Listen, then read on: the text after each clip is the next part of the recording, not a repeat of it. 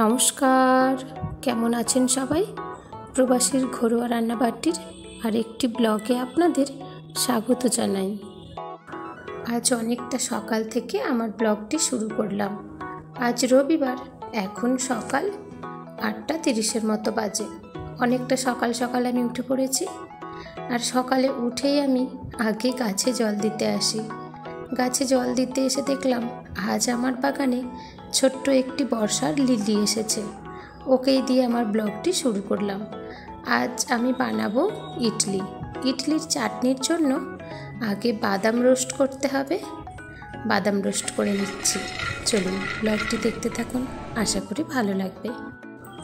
আমার এক বান্ধবী আমায় এই ইডলির স্ট্যান্ডটি গিফট হিসাবে দিয়েছিল। স্ট্যান্ডটি আমি ধুয়ে পরিষ্কার করে রেখে নিয়েছি।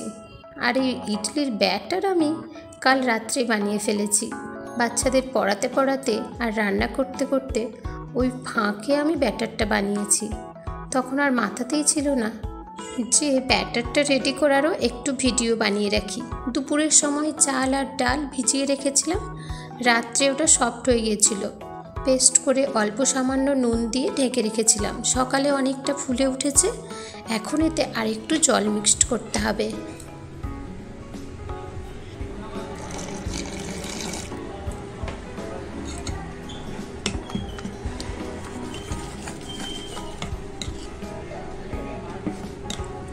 আজ বাইরের ওয়েদারটা বেশ সুন্দর।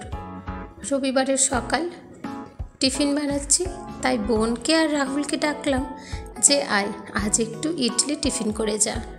ওদিকে আমি ইডলি স্ট্যান্ডটি অল্প সামান্য অয়েল ব্রাশ করে নিচে জল দিয়ে আর ভাপ উঠতে বসিয়ে দিয়েছিলাম। ইডলি স্ট্যান্ডগুলিও গরম হয়ে গেছে। চলুন ব্যাটারটা এই যে অল্প জল দিয়ে এই রকম থিকি টাইপের বানিয়েছি। এখন স্ট্যান্ডের মধ্যে দিয়ে দিই ভাপানোর জন্য। স্ট্যান্ডের মধ্যে ব্যাটার দিয়ে ঢাকন বন্ধ করে গ্যাসটি আমি হাইয়ের থেকে অল্প একটু নিচে করে রেখে দিয়েছি। এখন চলুন চাটনি বানাবো। আজ আমি বাদাম চাটনি বানাবো। আগেই দেখলেন বাদামটা রোস্ট করে নিয়েছি। অর্ধেক মালার মতো নারকেল নিয়েছি, অল্প একটু পাকা তেঁতুল, কাঁচা লঙ্কা, পেঁয়াজ। আপনারা চাইলে পেঁয়াজটা নাও দিতে পারেন, আর ঝাল এবং টক নিজেদের মুখের স্বাদ অনুযায়ী দেবেন। আমার চাটনিটাও অনেকটা হবে, আর তাছাড়া তেঁতুলটা আমার বেশ পুরানো, টক ভাবটা অনেকটা কমে গিয়েছে, তাই জন্য আমি এতটা তেঁতুল নিয়েছি। 10 মিনিট আগে আমি যে ইডলিগুলো ভাপতে বসিয়েছিলাম, এখন 10 মিনিট পরে একটু দেখে নিয়ে চলুন ওগুলো রেডি হয়ে গেছে কিনা। না, আমার আজকের ইডলিগুলো সাইজ একটু বড় ছিল, তাই জন্য 10 মিনিটের থেকে আর একটু বেশি টাইম লাগবে। আরও 2 মিনিটের মতো হয়তো লাগবে ইডলিগুলো রেডি হতে। চলুন আর একটু ঢেকে দিই।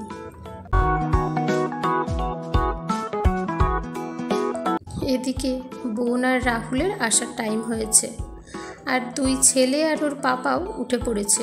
ওরা মুখ ধুচ্ছে। প্রথম সারির ইডলি আমার কমপ্লিট হয়ে গেছে। অল্প সামান্য অয়েল ব্রাশ করার জন্য দেখেছেন ইডলিগুলো তুলতে কোনো ঝামেলা নেই, আর খুব সুন্দর হয়েছে ইডলিগুলো। ভেপেওছে একেবারে পারফেক্টভাবে। আবারও সেই একইভাবে সামান্য অয়েল ব্রাশ করে নিয়ে আমি বাকি ইডলি ভাপতে বসিয়ে দিচ্ছি। আর ওদিকে ওই যে বললাম 2 ছেলে আর ওর পাপা উঠেছে, তাই জন্য এখন চা বানাতে হবে। আর বোন আর রাহুলেরও আসার টাইম প্রায় হয়েই এসেছে। তাছাড়া আমার বড় ছেলের সানডে হলেও টিউশন থাকে। আজও টিউশন আছে। আজ টিউশনটি একটু তাড়াতাড়ি আছে, 12টা থেকে। আর সানডের বাজারে 12টা মানে অনেকটা তাড়াতাড়ি। ও আমায় বলেছে, মাম্মি আমার জন্য রান্না বান্না করার তাড়াহুড়ো করতে হবে না, আমি ইডলি খেয়ে চলে যাব। আর আমার বড় ছেলে ইডলি, ধোসা এইসব ভীষণ পছন্দ করে। আসল কথা বলতে গেলে ওর ভাত আর মুড়ি একেবারেই অপছন্দ। এই দেখুন দেখুন আমার ইডলিগুলো আজকে খুব সুন্দর হয়েছে দেখতে, খেতেও তবে সত্যি সুন্দর হয়েছিল। কামুই তুমি এসো না লাগছে। হ্যাঁ পড়তে বসেছো? লজ্জাও করে। সেই হচ্ছে ব্যাপার। বসো রাহুল। ওই তুই বসিস না, চা ছাঁকবি আয়, তোদের জন্য চা খাওয়া হয়নি।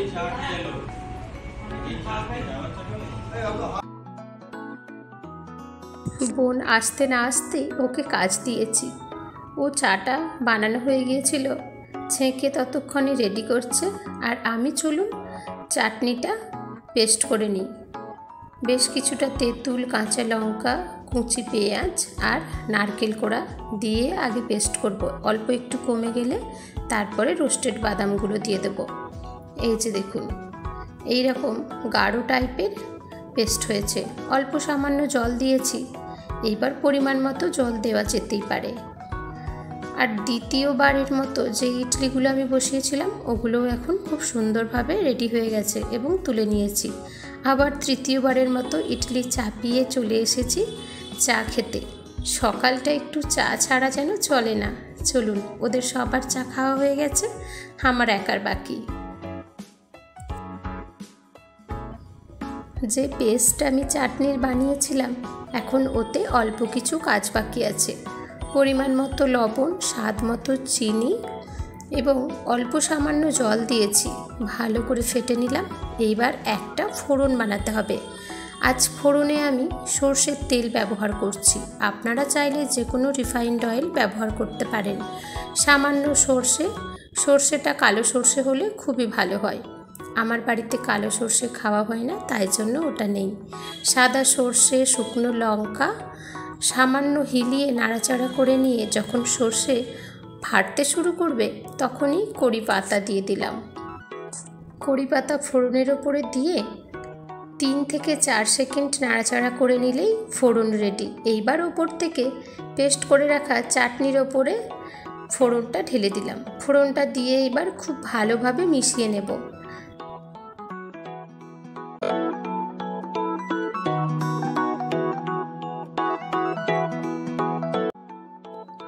আমার 2 ছেলের খিদে আর সহ্য হচ্ছে না।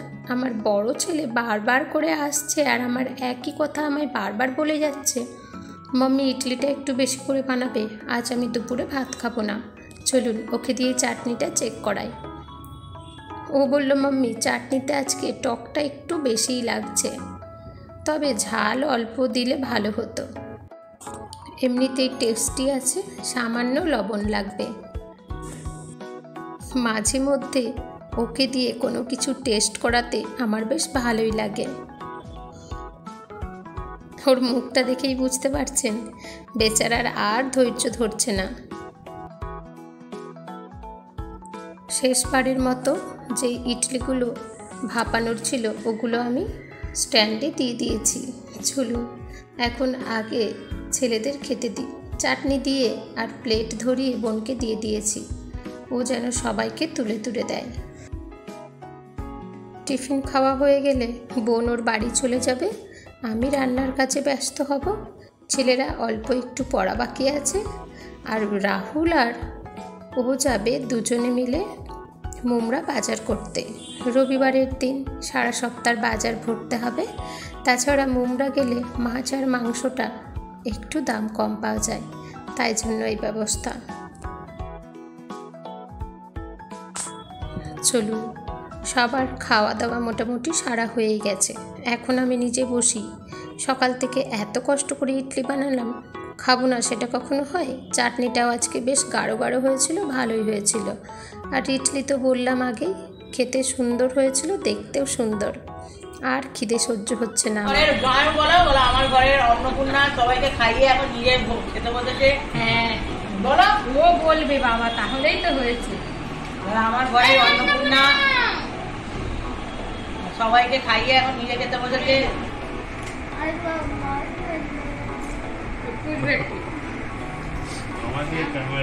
টকটা একটু কম হলে তোমাদের সকালবেলা তো আরো একটু বেশি পড়া লাগবে।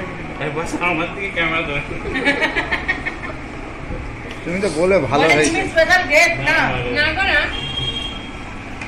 আবার এটাই আবার রেখে দিলে কিছুক্ষণ পরে টকটা আবার একটু ভরে যায়। ঠিক আছে, সুন্দর হয়েছে। আজ ভালো করে নাস্তাটা হলো রবিবারের বাজারে সকালবেলা। হায় তুই কেমন চুল কেটেছিস দেখি, আয় আয় শোন, এখানে শোন। হায় হায় বাবু, তুই ওরম চুল কেটেছিস কেন? হ্যাঁ, ঘরের মধ্যে চুল পড়বে বাবু, আমার পছন্দ হয়নি এরম চুল কাটা কিন্তু। হ্যাঁ, আমার পছন্দ হচ্ছে না বাবু, আমি কিন্তু টাকলা করিয়ে দেবো।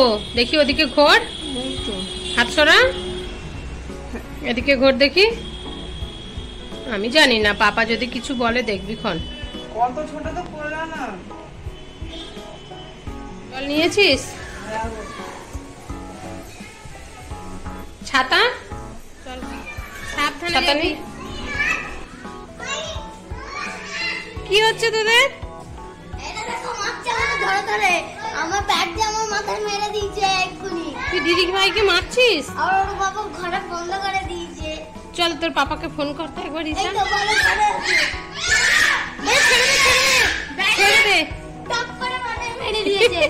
এখন এরকম হয়ে গেছে। চল বাই, সাবধানে যাবি। বাই। বাই। আমার তো দিদি সকালবেলা তোর দিদির সকালে টিউশন ছিল 10টা থেকে 11টা। মারছিস কেন? ওই তোর পাপাকে ডাক একবার। আমার বাবা এসবে না মারতে। দুষ্টু সাবধানে খেলবি, হ্যাঁ, দাঁতে না লেগে যায়। হ্যাঁ, অনেক কিছু আছে।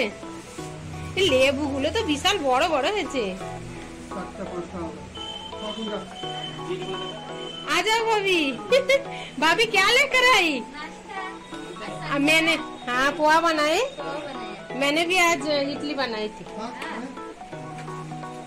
खाना रे, ये दोनों मिलके मुमरा गए थे बाजार। हाँ, मच्छी चिकन लाने को इधर दिवा में बहुत महंगा है ना। हाँ, और कैसा संडे को ज्यादा भी लगता है ना, तो 2 जन मिलके जाते हैं तो फिर पड़ बढ़ता है। नहीं, अच्छा भी लगता है और पड़ बढ़ता है। हाँ हाँ वही ना। क्या लेके आया क्या पता, देखती हूँ अभी। आपका खाना अभी तो नाश्ता अभी 1 बज के खाने का 4 बजता है। 4 बजेगा, अभी तो नाश्ता हुआ है। দেখলেনই তো, মুমরার থেকে দুজনে মিলে অনেক বাজার করে নিয়ে এসেছে। ফ্রিজ আমার একরকম প্রায় ভরেই গিয়েছে। রবিবারটা একটু বেশি বেশি করে নেওয়া হয়, যাতে সপ্তাহের 3-4 দিন আর বাজার করতে না হয়। খুব তাড়াহুড়ো করে রান্না সেরে নিয়েছি। এখন ছোট ছেলেকে এখন খেতে দিয়ে আমি আর ও একটু কাজের জন্য বেরোবো। আসলে গ্যাসের সিলিন্ডারটা আমার নামে ট্রান্সফার করার আছে, তাই জন্য আমাকেও যেতে হবে। আর ওদিকে বড় ছেলের 12টা থেকে 4টে টিউশন, ওকে পয়সা দিয়েছি ক্যান্টিনে কিছু মাঝখানে ব্রেকিং টাইমে একটু টিফিন করে নেওয়ার জন্য। আর ছোট ছেলের খাওয়া হলে রাহুল ওকে ওদের বাড়িতে নিয়ে গিয়ে কিছুক্ষণ রাখবে। হয়তোবা আমরা বাড়ি ফিরতে ফিরতে 4টে বেজে যাবে। এখন আমরা ডমরুবলি স্টেশনে চলে এসেছি। ডমরুবলি স্টেশন থেকে গ্যাসের অফিসটা একটু হেঁটে যেতে হবে। ওই পায়ে হাঁটা মোটামুটি 7-8 মিনিটের মতো রাস্তা। যদিও কোনো দিন অফিসটাতে যাইনি আমরা, তবে লোককে জিজ্ঞাসা করে চলে যাব আশা করি। তবে রবিবারের বাজার খোলা থাকবে কি না ওটা একটা ভারী টেনশানের। কিন্তু আমাদের দিবাতে যারা গ্যাস ডেলিভারি করেন ওনাদের জিজ্ঞাসা করতে ওনারা বলেছেন যে দিবার অফিসটি রবিবার বন্ধ থাকে, কিন্তু ডমরুবলির অফিসটি রবিবার খোলাই থাকে। অনেক খুঁজে খুঁজে অফিসের সামনে চলে এসেছি। পাশাপাশি 2টি অফিস, একটি অফিস দেখছি বন্ধ। চলুন অন্যটাতে দেখা যাক ওটা খোলা আছে কিনা।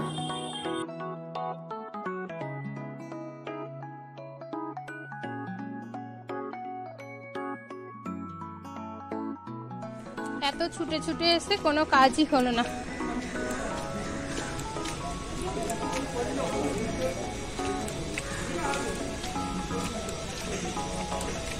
না, আজ আমাদের ভাগ্যটাই খারাপ ছিল, অপর ব্রাঞ্চটিও বন্ধ। এখানে বললেন কোনো কারণে আজ রবিবার বন্ধ রাখা হয়েছে, সেটা তো আর আমাদের জানা ছিল না, কিন্তু আমাদের আশাটাই বৃথা হলো। চলুন এখন বাড়ি যাই। আর এই সঙ্গে আমার আজকের ব্লগটিও আমি এখানেই শেষ করছি। আমার আজকের ব্লগটি আপনাদের কেমন লাগলো পারলে একটি কমেন্ট করে জানাবেন। ভালো লাগলে লাইক করে দেবেন। সবাই ভালো থাকবেন, সুস্থ থাকবেন। আপনাদের সঙ্গে খুব তাড়াতাড়ি দেখা হচ্ছে আরও একটি কোনো নতুন ব্লগ নিয়ে। এতটা সময় আমার সঙ্গে থাকার জন্য অনেক ধন্যবাদ জানাই।